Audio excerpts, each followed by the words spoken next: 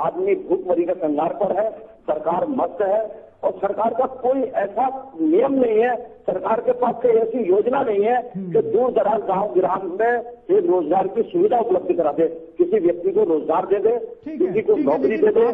ठीक है नजर नवीज नवाब साहब, आपकी भी 2 दफा सरकार रही, एक अंतरिम सरकार रही, फिर एक 7 से 12 तक की सरकार रही। आपकी सरकार ने ऐसी कौन सी नीति बनाई जिसके जरिए ये दावा किया जा सके कि उत्तराखंड में पलायन रुका या रोकने के कोई काम हुआ? क्योंकि आप इसका तो आकलन मैं आपको बताऊं 2007 से 2012 तक हमारी सरकार में इतनी तेजी से पलायन नहीं हुआ जितने 4 वर्षों में हुआ। आप देखिए उठा करके रिकॉर्ड का नहीं तो उन 4 सालों में ऐसा क्या, उन 4 सालों में अगर काम हुआ होता या 5 सालों में काम हुआ तो फिर आगे लोग क्यों पलायन करते? देखिए ये सरकार किस लिए आई थी? ये सरकार ने भारतीय जनता पार्टी के खिलाफ जो प्रचार किया था, जिन्होंने रोजगार नहीं दिया रोजगार देंगे, इसी नियत से तो सरकार आई थी। इस सरकार ने क्या किया 4 वर्षों में? ठीक है चलिए आप मानेंगे नहीं बात को, लेकिन गुलशन अरोड़ा जी आप किस तरीके से देखते हैं, बीएसपी का क्या नजरिया है हिटो पहाड़? यानी सरकार ये चाहती है कि जो प्रवासी हैं वो पहाड़ों की ओर आए, पहाड़ों में बसें भी या पहाड़ से उनका जुड़ाव बना रहे। बहुजन समाज पार्टी से किस नजरिए से देखती है एक उत्तराखंड राज्य की परिकल्पना के हिसाब से? देखिए, उत्तराखंड से जो ये पलायन हो रहा है हमारे उत्तराखंड के निवासियों, कोई भी व्यक्ति जो हमारे उत्तराखंड का निवासी है, कोई ये नहीं चाहता कि हम यहाँ से पलायन करें। लेकिन इसके लिए हमारे प्रदेश सरकार को कोई ऐसी ठोस योजना बनानी पड़ेगी, कोई ठोस नीति बनानी पड़ेगी। आप देखिए, कोई भी व्यक्ति कोई ऐसा नहीं होता कि जो अपने परिवार को छोड़कर कहीं बाहर जाना पड़ जाए। उसकी जिम्मेदारी बनती है कि अपने परिवार में रहकर अपना भरण पोषण सही तरीके से कर सके। लेकिन सरकार की ऐसी कोई योजनाएं उत्तराखंड के लिए नहीं है जिससे कि यहाँ का पलायन रोका जा सके। तो रोकना किसकी जिम्मेदारी है? सरकार की जिम्मेदारी है ऐसी ठोस नीतियां बनाकर उनको रोजगार उपलब्ध कराए, अपनी खेती की जो पैदावार है उसकी पैदावार को बढ़ाने की कोई ऐसी योजना बनाए।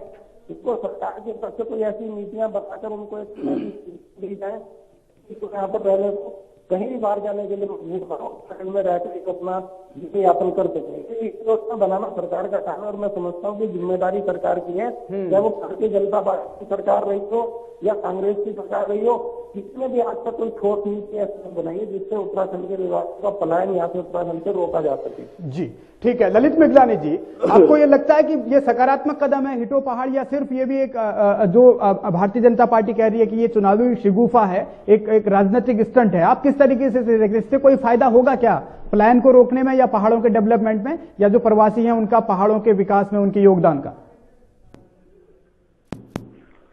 देखिए, जहां तक मुख्यमंत्री द्वारा घोषित योजनाओं का सवाल है, एक बात तो निश्चित रूप से ये कहा जा सकता है कि मुख्यमंत्री साहब ने अपने आप को तरीके से उपलब्ध कराया और लगातार जब से आए हैं ये मानना पड़ेगा कि कोई ऐसा दिन नहीं जिस दिन उनकी कोई योजना लॉन्च न होती। लेकिन सबसे बड़ी बात ये है कि मुख्यमंत्री अपने स्तर पर योजनाएं तो बहुत घोषित कर रहे हैं, लेकिन जमीनी स्तर पर उतना उसका क्रियान्वयन नहीं हो रहा। ये भी कड़वा सच है। आज उत्तराखंड में आप बहुत सी योजनाएं लगातार आपको प्रचार मीडिया के माध्यम से सुनने को मिलता है, लेकिन ग्रास रूट पे सरकारी ऑफिसों में उसका कोई बहुत ज्यादा लाभ जनता को नहीं मिल रहा।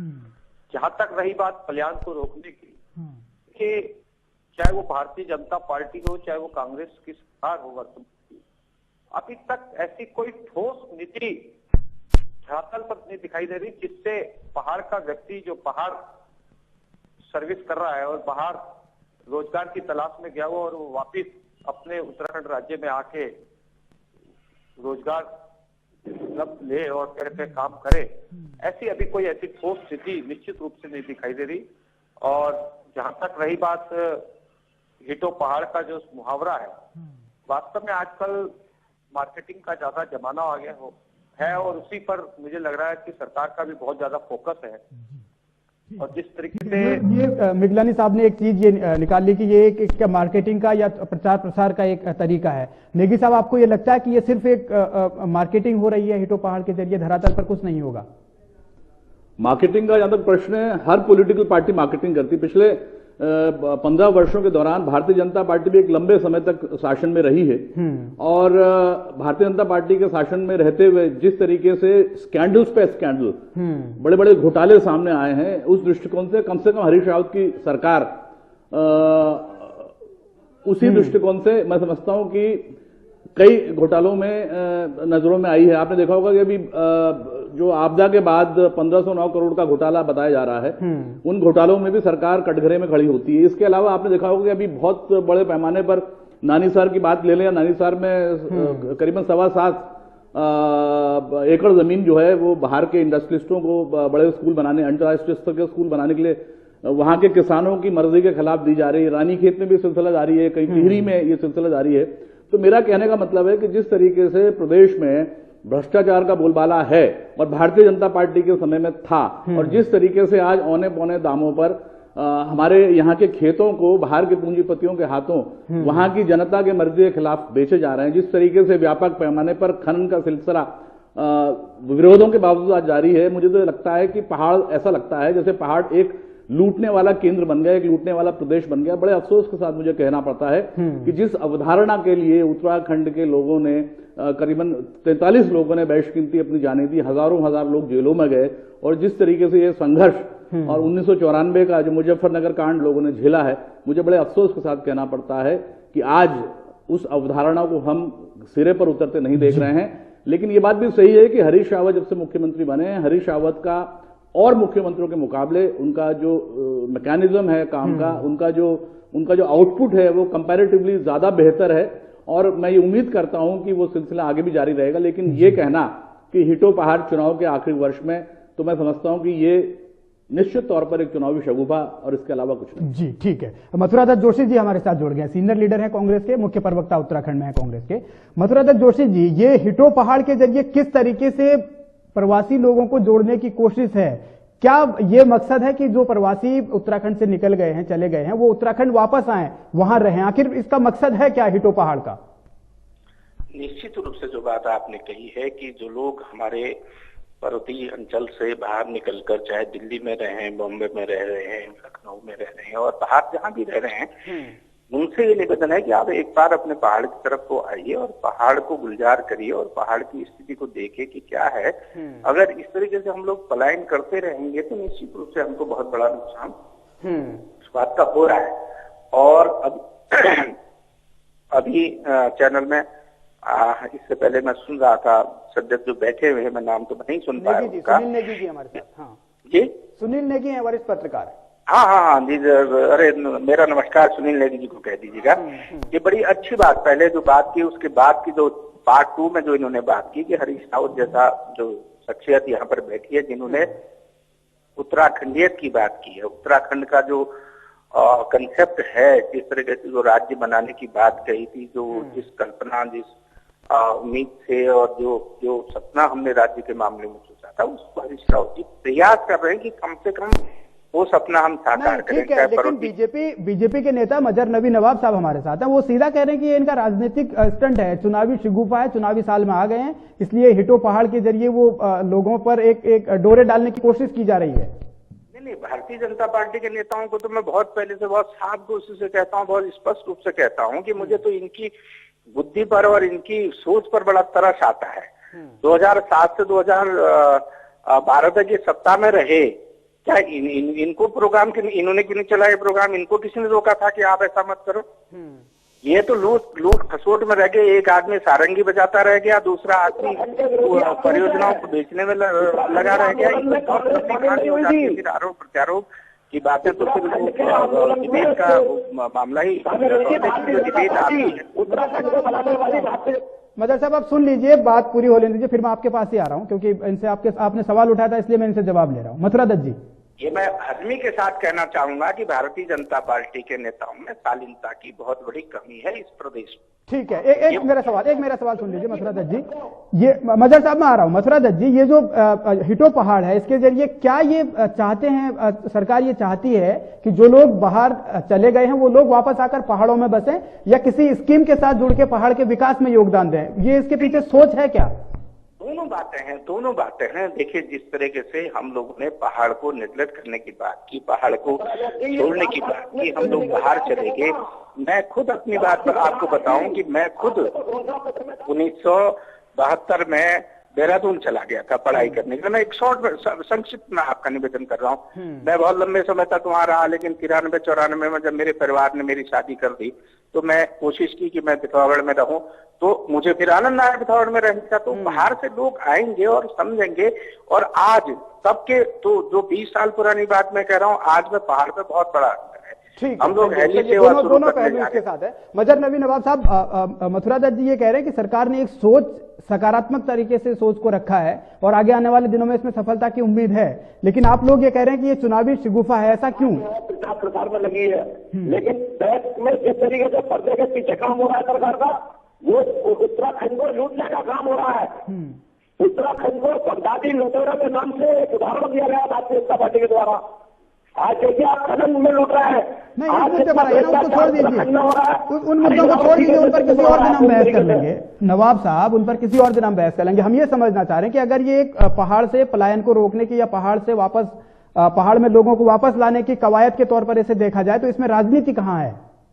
राजनीति है, बताइए 4 सालों में इनके घोषणा पत्र में था कि पलायन को रोका जाएगा और लोगों को रोजगार दिया जाएगा। 5 लाख लोगों को रोजगार देने की बात सरकार करती थी कि हर वर्ष 5 वर्ष में 5 लाख लोगों को रोजगार दिया जाएगा। इन्होंने 5 लोगों को रोजगार दिया, तो बताइए अंतिम छोटे व्यक्ति को, किसी को? ठीक है, ठीक है, आपको लगता है कि ठीक है, यानी छोड़ के किसी व्यक्ति को रोजगार दिया होता तो आज पहाड़ खाली नहीं होते। ठीक है, यानी आपको लगता है कि ये योजना सफल नहीं होगी क्योंकि ये चुनावी शिगुफा है, बीजेपी ये मानती है। गुलशन अरोड़ा साहब, ये जो एक स्थिति, एक तरफ चुनावी शिगुफे की बात है, दूसरी तरफ कांग्रेस भरोसा जता रही है कि इससे सफलता मिलेगी, आखिर ऐसा क्या किया जाना चाहिए जिससे योजना, चलिए ठीक है कि ये सरकार की योजना है, आप लोग कहेंगे कि तो सरकारी योजना, लेकिन पहाड़ों से पलायन रोकने के लिए कदम उठाने की तो जरूरत है, और इसमें सकारात्मकता आपको क्यों नहीं दिखती? देखिए, सर्वप्रथम तो मैं आपको ये कहना चाहता हूँ कि जो हमारे भारतीय जनता पार्टी के भी हमारे साथी बोल रहे थे, कांग्रेस के प्रवक्ता बोल रहे थे, मैं समझता हूँ कि जहाँ तक आरोप प्रत्यारोप की बातें हैं, ये तो एक दूसरे पर लगाने से कोई इसका लाभ होने वाला नहीं है। हमें कोई ऐसी ठोस नीति बनाकर, जैसे मान हमारे हितो पहाड़ की बात करते हैं हमारे हरीश रावत जी, तो अगर ये योजना भाषण पर यहाँ पे आके स्टार्ट होंगी तभी कुछ पलायन यहाँ का रोका जा सकेगा। सिर्फ पूरी घोषणाओं से यहाँ पर उत्तराखंड का कोई लाभ होने वाला नहीं है, क्योंकि घोषणाएं आज से पहले भी जो भी मुख्यमंत्री रहे या जो भी सरकार रही है, घोषणाएं बहुत करते हैं, लेकिन उसको इम्प्लीमेंट नहीं हो पाता उन योजनाओं का। तो योजनाओं को यहाँ पर धरातल पर लागू करने वाली बात है।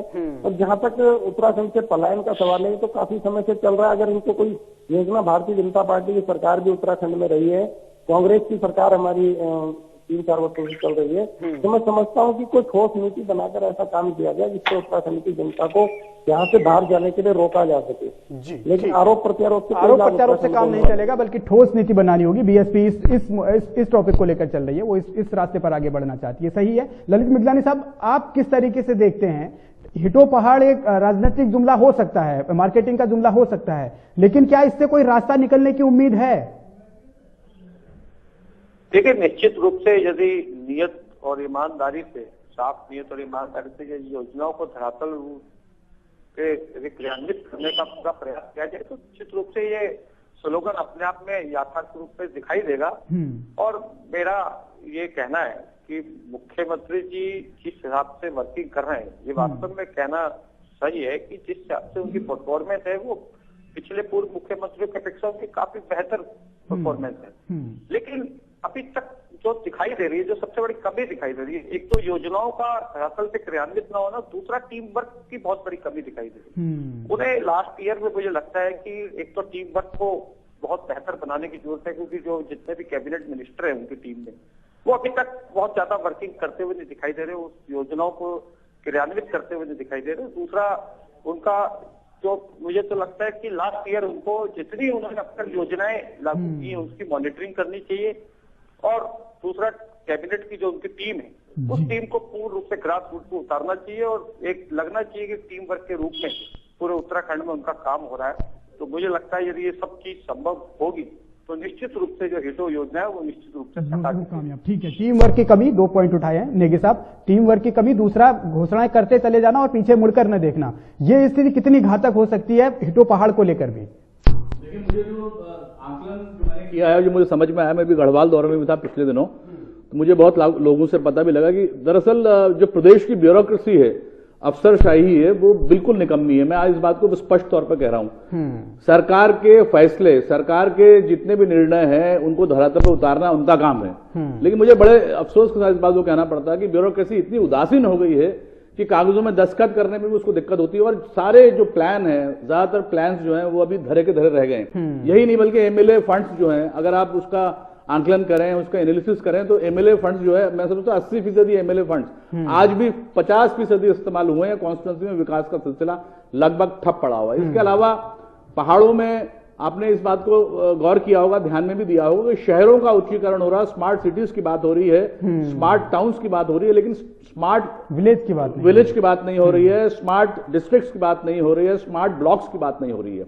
अगर उत्तराखंड जैसे क्षेत्र में जो लगभग 75% जंगलों से ढका हुआ है, और जहां पर प्रति व्यक्ति जो लैंड है वो आदमी की अधिक है, बांझों से भरा हुआ पूरा उत्तराखंड है, उस उत्तराखंड में जहां पहले से ही पलायन है, अगर आज भी हम स्मार्ट सिटी की बात करोड़ों करोड़ रुपए खर्च करने की बात करते हैं और गांव की तरफ ध्यान नहीं देते हैं, जिलों की तरफ ध्यान नहीं देते हैं, ब्लॉक की तरफ ध्यान नहीं देते, मुझे ये बात समझ नहीं आती कि आपने पॉइंट उठाया, इसको देखें तो हिटो पहाड़ का सपना कैसे सफल होगा। मैं आपको छोटा सा उदाहरण दे रहा हूं। एक तरफ हम हिटो पहाड़ के जरिए बाहर वाले को लाने की बात करते हैं, प्रवासियों को। आपने देखा होगा श्रीनगर चौरास जो 320 मेगावाट का अभी जीवीके कंपनी ने बांध बनाया, जो अभी फंक्शन हो गया है, वहां आज भी 220 कर्मचारियों को जीवीके कंपनी ने, रेड्डी ब्रदर्स ने नौकरी से निकाल दिया है।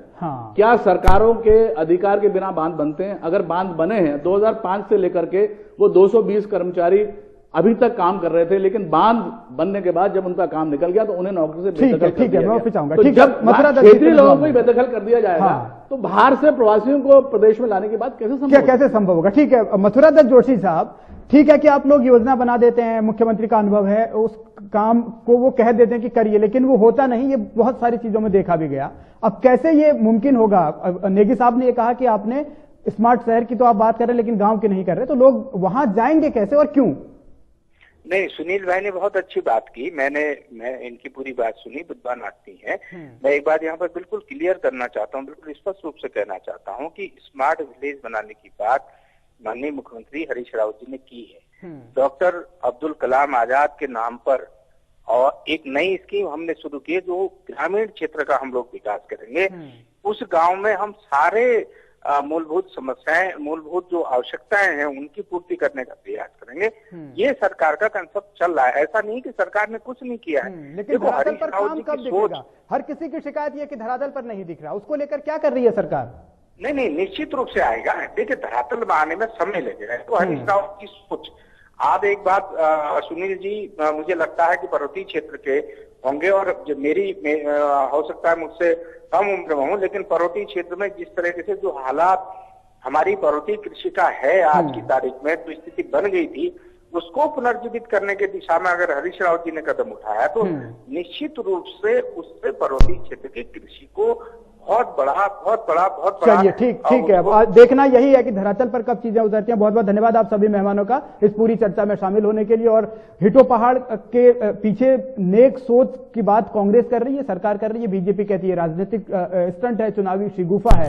आने वाले दिनों में इसका कितना फायदा मिलेगा और ये धरातल पर कैसे काम कर पाएगी, और क्या प्रवासी वापस उत्तराखंड की ओर जा पाएंगे, इसको लेकर अभी इंतजार करना होगा। लेकिन आने वाले वक्त में जाहिर है कि इस पर बहुत सारे सवाल भी आएंगे और बहुत सारी चीजें क्लियर भी हो जाएंगी। अभी के लिए फिलहाल इतना ही। खबरों का सिलसिला टीवी 100 पर लगातार जारी है।